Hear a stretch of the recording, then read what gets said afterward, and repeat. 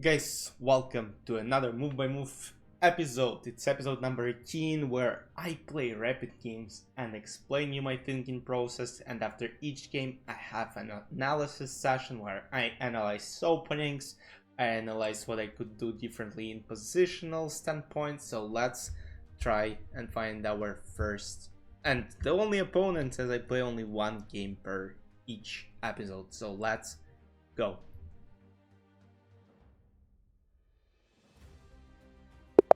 Alright, we found our opponent relatively quickly. Opponent from Egypt joined November 9, 2024. So I'm kinda scared, so let's play c5. Let's refresh the page as... yes, now it's good, because I don't like when it just like absolutely, gray without yellow highlight. So guys, I think I had this before in my episodes, and people play bishop d7 here, going for a more trovish line. Once again, I want to start playing knight d7. I have to learn some theory, but for now I'll have to play bishop d7 just because I know it a lot better. But as if you're watching this video right now, probably preparing knight d7 move. So let's play queen d7, and most of the time this ends up in a very kind of, trovish situations. And you'll see why. I'll play g6, d4 takes, bishop g7, and there are some interesting, exciting lines, and it all starts with d4. I had this exact setup. I'll show you the game I played last year, not last year, in 2023, in the World Junior Chess Championship, and in the last round I was playing against Swiss international master Daniel Fischer, and I ended up winning in a very interesting game. Alright, but he played knight d4, not queen d4. So queen d4 is like, queen d4 basically lets me play knight c6 with the tempo at any point. So it's actually a great thing for me. And now the point is knight c6, and I want to play knight g4, and I want to reroute my knight to e5. One of the options that... yeah, you see he plays h3 just to avoid this knight g4 option for me. Now, I gotta think, and I'm thinking of rook c8, basically maybe putting some pressure on c4 pawn. And now if b3 is played, guys, I think I might go with knight d4. The point is, yeah, of course he doesn't blunder simple tactics. I'm not sure. Queen e6, knight d5. I can't take on e4, but I can play something like knight b4, and after queen e2 I can play queen e6, right? Because knight d5 now will war, and I also attack this. And if a3, yes, I mean I have to go back maybe to a6, because I still threaten this pawn, and this pawn he might protect with knight d2, which was quite obvious. And now I play knight c5, threatening this pawn again. If f3 is played, that becomes kinda unpleasant. This move I didn't even consider at first. Maybe knight h5 and bishop g7 I can just recapture. And the point is, I have little pressure, I have some knight f4 potential ideas. Takes, yeah, king g7. Yeah, queen e3, he kinda protects from everything so far, so he plays really good chess. Let's play knight d7, and trying to basically set up some tricks. Knight f6. Because I just have to go this way, and then maybe, I'm not sure if I should go to c5, but my queen, as you might see, is out of place here. And he plays very strong positional moves, and I'm not sure how I should protect from this maneuver. Let's play knight c5, trying to do something. He might even go b4 right now, because it might be an option, great option here. Let's say, okay, I want to play a6, a5 is not a bad move. Like, not quite bad. And before I play takes, and now knight a4. I'm not sure what's happening. I'm not sure why he spends time on a takes before. What? Buddy. I mean, he doesn't have any other moves. Yeah, he plays this. Of course, he just gotta play this move. I'm not sure why he spent 13 seconds on this. Plays knight d5. Now it's slightly unclear what does he want. Like, I play knight b2 and I want to play knight c4. Knight d4. Oh, that was the idea. Might be because knight c4 won't work due to knight e6 check, so knights are dangerous pieces. So after knight d4 I'll have to move my queen back to d7, and now I'll also have to deal with e5. And once again, I'm not sure he'll play knight d4. I'm pretty sure of that, and if he doesn't, I just have no idea what else white are considering. I mean, this should be a terrible move, no? Or this is a little trick here, because knight c4, knight d4, oh my goodness, no way. No way. Knight c4, knight c4. So, knight c4 doesn't work due to knight d4. And the point is I can't take on d2 due to knight d6. Takes queen e6 and I lose the game. So do I have any tactic in the end of the line? Queen d7. So let's calculate. Knight c4. Knight d4. Queen d7. Knight c4. And I don't have anything. If I play knight f4 right now, I mean, that's just terrible since, I mean, not right now. This knight b6.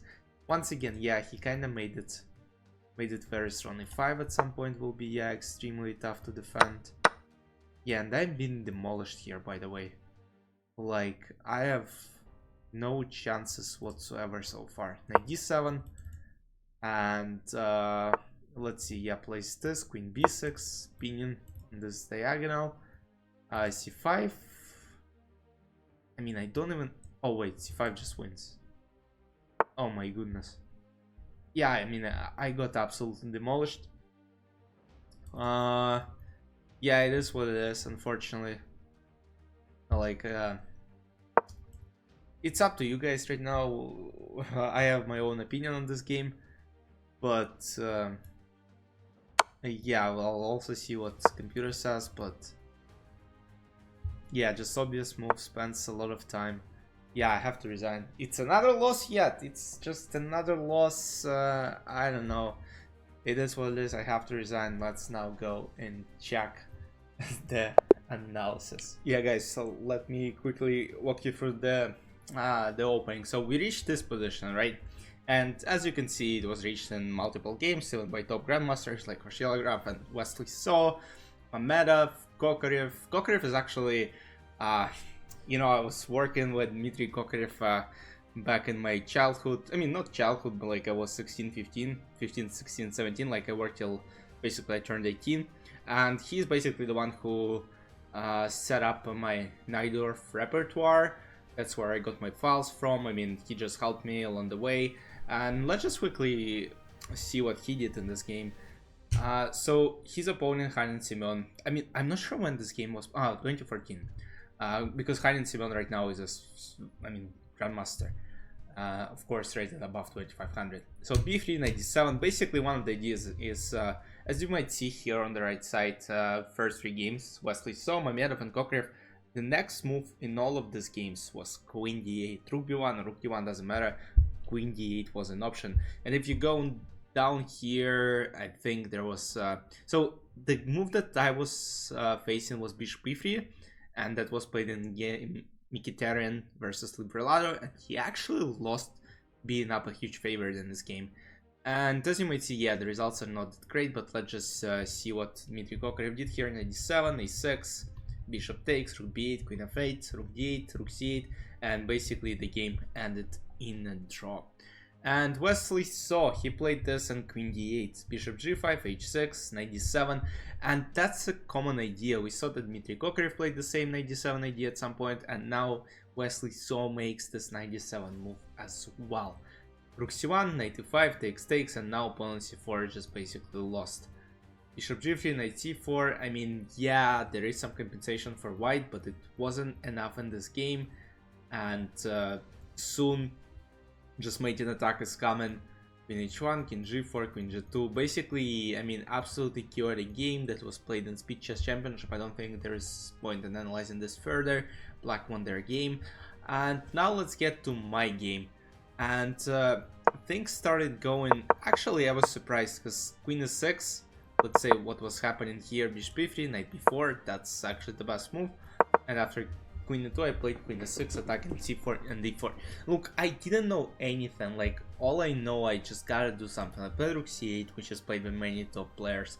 I played knight b4 and queen e6, basically the best computer move. And I'm not sure, like maybe I'm overreacting, maybe my opponent got lucky, but he spent some time in the moments where, you know, you should play a move momentarily. And you know, I just thought something else. All right, I mean, anything could happen. A3, knight a6, knight d2. I went knight c5, and again, you know, as you might see, that the valuation is quite good. Bishop d4, and here I missed.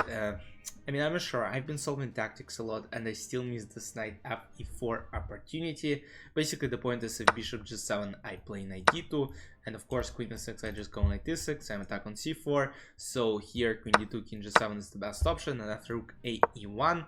I mean, white have some serious compensation. Pawn on d6, potentially pawn on b7. So yeah, white are putting some pressure on black. As you might see, plus 0.15. It's not any advantage at all at this level, so should be good. I played knight h5. My point was, alright, I didn't notice knight e4.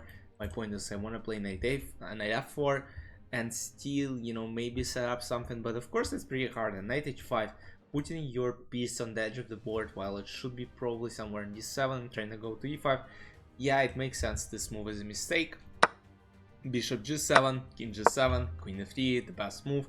And now basically the point is f4 now wasn't threatening due to knight g3-4, and I win in exchange. So now queen f3 is played with an idea to play f4. Now it's being set up. So knight d7, again, kind of terrible move. I'm going back, I'm playing passive, I leave my queen, no space. This knight will have to come back at some point. Maybe I should have sacked in exchange, but let's see what happens. f4. Once again, let's say we play rook c4 here. I mean, there is even, I think I should even calculate moves like f5, but there is some rook c3 and takes queen f6. But yeah, apparently, I mean, still completely lost position. Knight c4, queen c4. I mean, the game just ends. I played rook hf6. I'm still trying to put some pressure. The position is completely lost. b3. I play knight c5, trying to put pressure on b3, on e4, and also create space for my queen a5. And I'm completely lost. So here white had knight f3. Like knight f3 giving up the pawn would be kinda interesting, but knight d5 and setting up knight b6, yeah, that makes a lot of sense. That's like that's possible. But after b4 takes, he spent like 13 seconds or something on 8 takes before. Like the most obvious move he spends, as you might actually see here on the clock, he spent 13 seconds on move 8 takes before, and I have no idea why, since that's the only move white have. 8 takes before, knight a4, now knight b5. And again, I was kind of shocked. Alright, I had rook c4, I had to sack at this point, but alright, I play knight b2, and I just didn't realize that after queen b3 and knight c4, it just works out perfectly for white, as they will end up taking this knight on c4. My queen has to leave the c6 square and leaving the defender behind, and now basically knight c4, this is a threat. I mean, I had no choice but to play knight a4 back, and after e5. I mean, even though the material is equal, look. So first I put my knight on h5 on the edge of the board, and then I put another knight on the edge of the board. So as you might see, I mean, I didn't play my best game, and it turned out quite bad. e5, yeah, and just collapse in the center, knight d4, queen b6, c5, and of course I have no defense from queen f7. And after this, in h8, knight d6, I resign, since queen g7 checkmate is coming. Next move, rook g8, I have to sacrifice my queen, but of course I don't want to do that. So the accuracy is here, 94.4 by white and 82.0 for black. And if we go to his profile, it's even higher, reflected here, 96.8, 85.1. Like, maybe I'm overreacting. Like, yeah, I mean, white can play an ideal game, but I'm just, you know, kind of guessing my thoughts on the ratings that I see. Bullet 1700, Blitz 1800, and Rapid 2225, which is of course a huge, I can't say it's like a huge level of difference level, but yeah, it's, I mean, it should be quite significant. But yeah, I mean, I got demolished. It is what it is, unfortunately. I'm not saying anything about my opponent. I mean, yeah, it could be just one lucky game, but yeah, I just had some thoughts throughout the game. and it kind of confirmed after looking at the accuracy. But yeah, I mean, I sometimes play like 98.0 accuracy games, and yeah, it might happen easily without any doubt. But you know, you kind of see these little things when you know your opponent spends some moves on obvious moves. But alright, I mean, that's fine. I should just admit my loss. It is what it is. I'll see you in episode number 19. We're getting close to a 20 episodes mark, and I wanna thanks everyone for your support. Please like this video, subscribe to the channel. I mean, I hope these insights are helpful, because you know, we watch some top players game, because that's what I usually suggest people to do. Once you play some new opening, just see what top players are playing in certain type of positions there. So yeah, that was quite helpful. I hope you enjoyed. I'll see you in the next one. Bye bye.